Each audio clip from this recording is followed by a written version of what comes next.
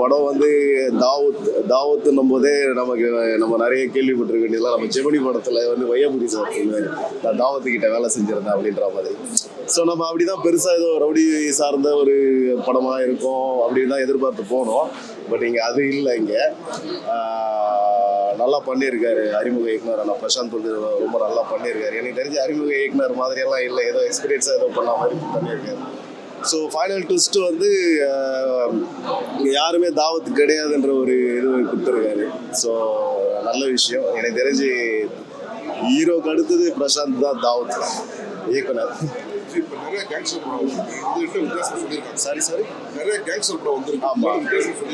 இங்கே இதில் என்ன சொல்லியிருக்காருன்னா, இங்கே யாருமே தாவத்து கிடையாதுன்றது சொல்லியிருக்காரு. இங்கே எல்லாருமே நான் தான் தாவத்துன்றாங்கல்ல, அவங்களுக்கெல்லாம் ஒரு பாடத்தை புகட்டுற மாதிரி ஒரு ஃபைனலாக ஒரு அதான் கடலில் கட்டி கடலில் இறக்குன மாதிரி யாருமே தாவத்து இல்லைன்னு சொல்லியிருக்காரு.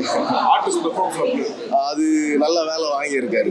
எனக்கு தெரியும் பிரசாந்த் வந்து நல்ல வேலை வாங்கியிருக்காரு. எனக்கு தெரியும் என்ன சொல்ல வராங்கன்னா, அதான் பெரிய ட்விஸ்ட்டே இங்கே வந்து பார்த்தீங்கன்னா, நம்ம ரவுடியெல்லாம் இங்கே யாருன்னு அப்படி ஒன்று கிடையாது. நீ ஒன்று பண்ணுறனா உனக்கு ஃபைனலாக ஒரு விஷயம், உனக்கு நீ நல்லது பண்ணால் உனக்கு நல்லது நடக்கும், கெட்டது பண்ணால் உனக்கு கெட்டதாக வந்து நடக்கும்.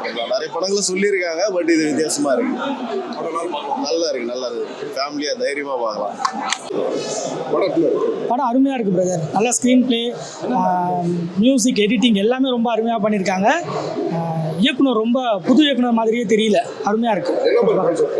கேங்ஸ்டர் மூவி தான், நல்லா இருக்கு. எல்லாருமே புது ஆர்டிஸ்ட் 2-3 பேர் தான். எல்லாருமே ஆல்ரெடி நம்ம பார்த்தவங்க தான், அதனால ரொம்ப நல்லா இருக்கு. செகண்ட் ஹாஃப் இன்னும் விறுவிறுப்பாக போகுது.